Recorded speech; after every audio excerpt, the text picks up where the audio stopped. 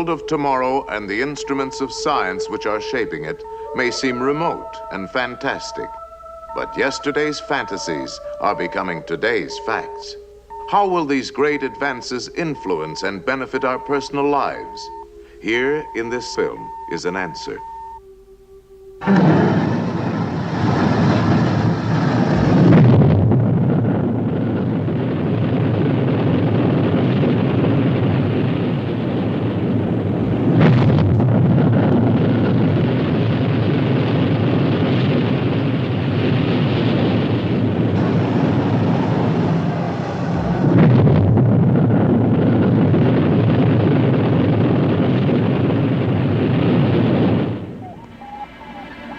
Sweeping through an eternal vacuum, through blazing heat and bitter cold, exposed to mysterious radiation, man-made satellites circle the Earth.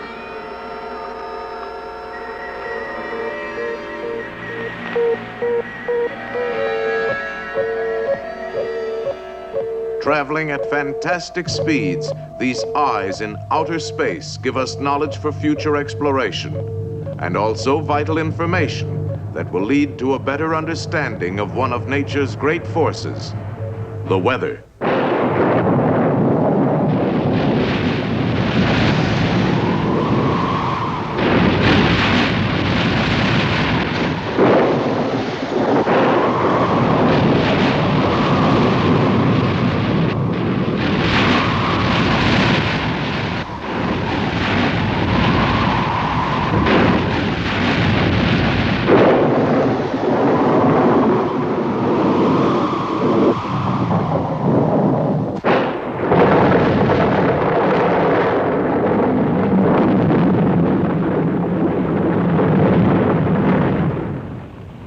With awesome violence and destruction, the weather is one of man's oldest and mightiest adversaries. But in its ever-changing moods, the weather brings us beauty. The weather gives us our daily bread. The weather makes possible all living things. And the weather certainly influences our daily lives.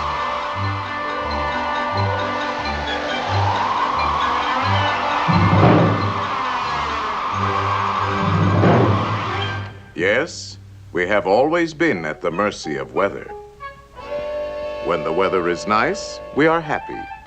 If the weather is hot and muggy, we tend to be frustrated, irritable, and even criminal. But if the fog rolls in, we are apt to be depressed. Thunderstorms cause fear and apprehension. Icy winds and snow seem to slow us down. In trying to predict these capricious changes in weather, we sometimes resort to rather questionable weather forecasting devices, such as an almanac, a crystal ball, a gouty leg, and the law of average.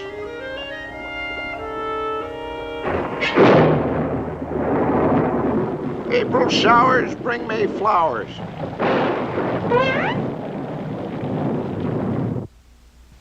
When mule ears shake in a certain way, it means that rain will fall that day. If a spider you should slay, rain will fall within a day.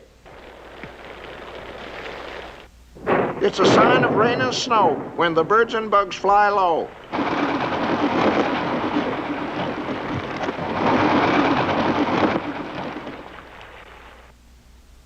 As the weather is on New Year's Day, for 30 days 'twill stay that way. As the weather is on January 2, for February and September the same holds true. As the weather is on January 3, so the last 3 months of spring will be. As the weather is on November 21, so the coming winter's one.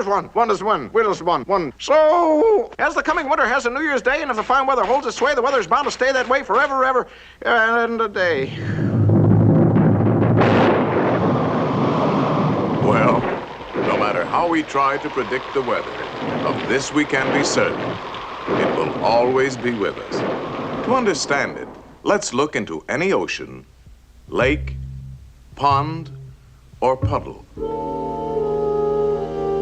Here in this watery world, cool and calm as can be, lives this damp little drip floating peacefully. But when the heat's on, the sun comes out. The rays, they agitate him, make him jump about. Well, he gets all shook. Look out, stand back. He's going to blow his stack. The drip evaporates, and then he's joined by his friends. They're together again. They float up high on the moist, warm air. We can't see them, but they're still there. They fly way up where the cold's intense, then back into droplets. They condense, and that's what makes a cloud. But when too many droplets crowd a cloud, that crowded cloud, he cries out loud. That's the way we get the rain. Well, look who's here, the little drip again.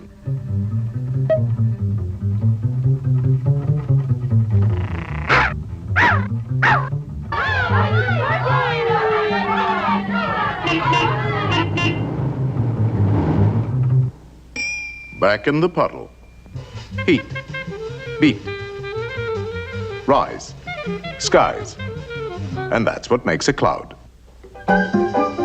This time those drops are blasted high. Still higher, still colder. Look at them fly. One turns to ice, another stick to it, getting bigger and bigger. Look out! I knew it! It's way too heavy! It's falling! Wow! The little drip's a hailstone now.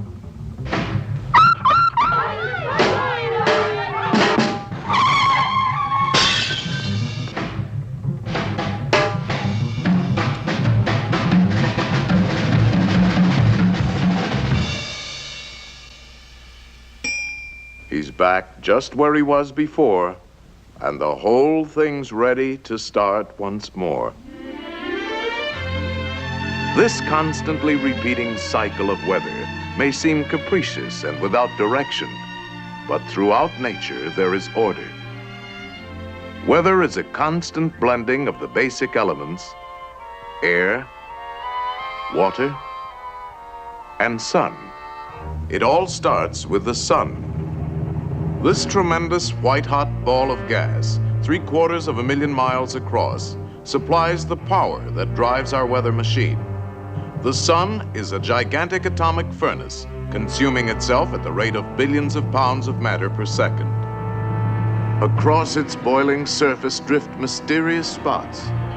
Solar flares surge in flashes of raw energy. Writhing, flaming clouds of incandescent hydrogen gas explode hundreds of thousands of miles into space.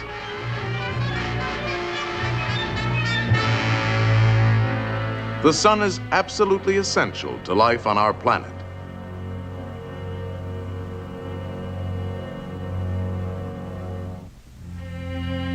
Our Earth is surrounded by an envelope of air. Radiant energy, constantly pouring out from the sun, heats the Earth and its atmosphere unevenly from pole to equator, setting in motion broad flowing rivers of air. Wherever opposing currents of air develop, giant eddies and whirlpools are formed.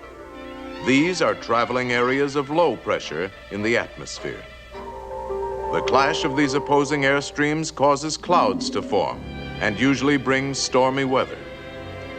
Between the areas of low pressure, there are eddies rotating in the opposite direction. Here, air pressure is high. This usually brings clear skies and fair weather. By charting their positions each day, weathermen can estimate the course they will take and the weather that will result. Keeping track of the steady parade of storms and fair weather requires the constant preparation of new maps. This is a never-ending task. Weathermen must construct these maps from a continuous flow of data that pours in from weather stations all over the world. In remote, isolated areas, in crowded cities, in high-flying aircraft, and in ships at sea, modern weathermen depend on a variety of specialized instruments to gather information. They measure temperature, moisture, air pressure, and wind speed. Balloons carry instruments aloft, automatically radioing back information. New radar techniques locate and track storms. And modern electronic computers now play an important part in weather forecasting by their ability to store and rapidly process vast amounts of data. But today, we are just beginning to understand something of the forces behind the weather. Scientists realize they must search in many directions and ask countless questions. For instance, can future weather be predicted by looking at the past? Does the slow advance and retreat of glaciers over periods of centuries indicate cycles in the Earth's climate? Past records of bird and animal migration, or the migrations of man, may furnish clues. And even ancient tree rings give an indication of wet and dry periods. The vast unexplored polar regions of the Earth pose another kind of question. What effect do these frigid areas, covering millions of square miles, have on the weather of the entire world? Auroras, the ghostly lights that flicker in polar skies, tell something of what happens when energy from the sun plunges into the sea of air that surrounds the Earth. Adventurous scientists are probing the atmosphere itself, climbing to incredible altitudes in their search for knowledge. New scientific tools are being used, rockets launched from balloons. And rockets launched from the ground carry instruments higher and higher. Unfortunately, these flights last but a short time, and only a small amount of information can be obtained. But now we have more advanced scientific devices for gathering data continuously over long periods of time, not only from the atmosphere, but from space beyond. Artificial satellites. Satellites reach into the unknown with instruments that duplicate man's own senses. The eye of the satellite is a photocell or a radiation counter. Its ear, a tiny microphone. Its memory, a tape recorder. And its voice is a radio transmitter. Here, these instruments are placed in an actual weather satellite, designed to record the cloud formations covering the Earth. In this cross-section view, we see how all the instruments have been reduced to an amazingly compact unit weighing but a few pounds. Here is one of the electronic eyes of the satellite. This eye converts the light reflected from land, ocean, and cloud into electrical impulses. These impulses from the eyes are changed into electronic signals that are recorded by this tiny tape machine. Recording continuously for periods of nearly an hour, this incredibly small instrument remembers everything the weather satellite sees. Triggered by a radio signal from Earth, the recorder plays back the stored information in only 1 minute. These precious reports on the Earth's cloud patterns are received by specially designed stations on the ground. The radio signals from the satellite are now converted back to a moving pattern of light on the oscilloscope, and finally translated into a picture of the cloud formations the satellite has seen during one trip around the Earth. Today's weather satellites are small and are designed to do a limited job. However, they are the first step forward to larger and more versatile space explorers of tomorrow. These future satellites will be the key to precise forecasting and control of weather. Let us project our present knowledge with a little imagination and speculate on how satellites might be used in future operations from a worldwide weather center. This is the master control room. Electronic maps and view screens display up-to-the-minute pictures of the weather around the Earth. Every hour, reports are automatically received from all points at sea, on land, and in the air. 22,000 miles out in space, 3 robot satellites train their sensitive television eyes on all parts of the Earth. These pictures are monitored on viewing screens in the Weather Center.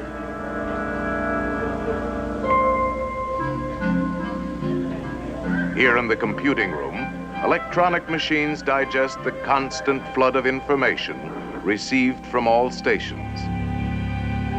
This is then translated into an ever-changing diagram of the Earth's weather. Forecasts for every sector of the globe are made months in advance. Prediction charts have indicated that a powerful hurricane will begin forming today in the Atlantic Ocean. The electronic weather map shows an intense storm system building up about 1,000 miles due east of Miami, Florida. The controller calls for a close-up satellite view of the troubled area. Coordinates. Coco 526, Yankee 2.5.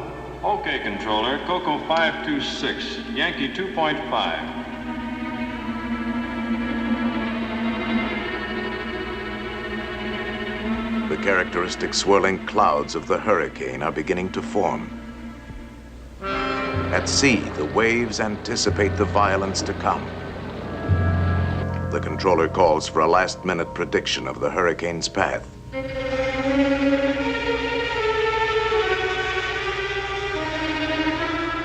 If control measures are not begun at once, the hurricane will smash across densely populated areas within 48 hours. 11 a.m. EST. A hurricane is forming 960 miles east of Miami, Florida. If control measures are ineffective, it will pass inland at Cape Hatteras in 48 hours. Control operations will begin within 2 hours, but safety precautions should be completed from Cape Fear, north no later than 6 p.m. tomorrow. At Weather Central, the control strategy is mapped out. A ridge of high pressure slants across the eastern United States between 2 low-pressure storm systems. If these 2 storm centers are intensified, the high will build up along the coast, forming a barrier that will turn the hurricane out to sea. Stand by. Now pulling in satellite number 1 for visual check of low-pressure systems L20 and L21. The operator brings the satellite into focus on the 2 storms. One centered over Kansas, the other over Labrador. Changing to northeastern low, L21.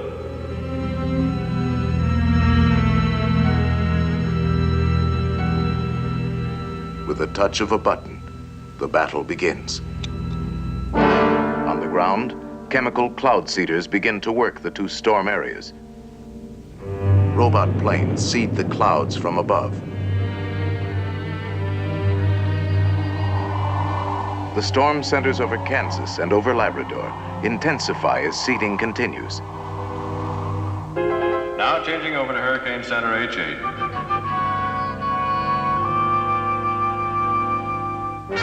The fury of the hurricane mounts as 100-mile-an-hour winds lash the sea to a foaming frenzy.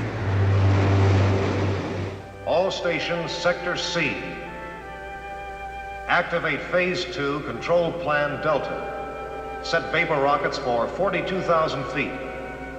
Execute. As an emergency measure, the controller calls for a salvo of vapor rockets to be fired ahead of the path the hurricane is predicted to take.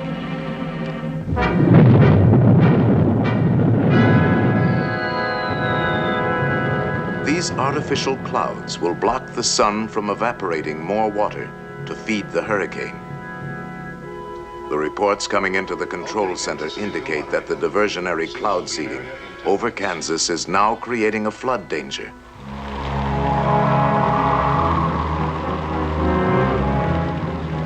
Specially equipped robot aircraft are dispatched immediately to release a high concentration of cloud seeding material into the fringes of the storm. Heavier seeding from the ground also helps to subdue the rain by spreading it over a wider area. The controller calls for another view of the hurricane, which has now moved closer to the coast.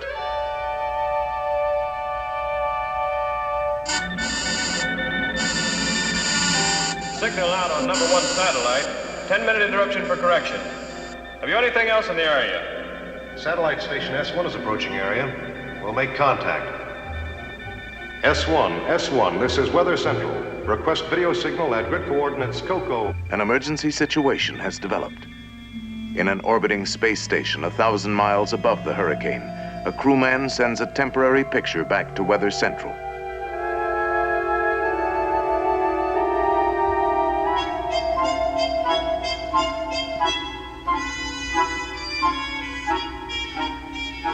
Okay, S1, your video is R5S5. Thank you. The hurricane has stopped moving toward the coast, but is still intensifying. It must be made to move northward and out to sea. This is a crisis. Aberdeen Station. Activate multiple seeding rockets on course 117. The controller decides to fire cloud seeding rockets just ahead of the hurricane, hoping to start it moving.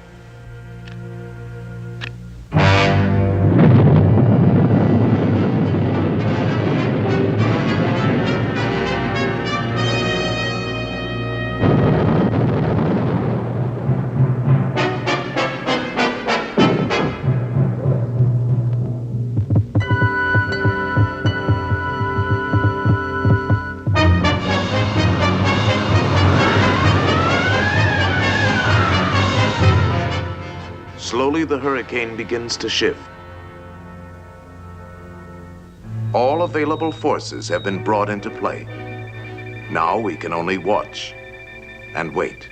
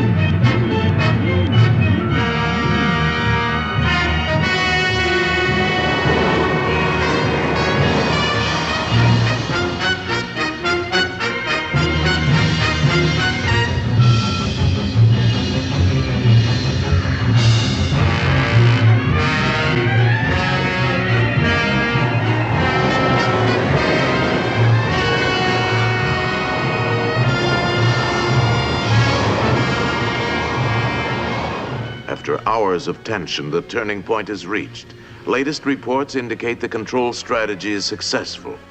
At last, the high-pressure ridge has settled along the coast, forming an invisible wall of safety.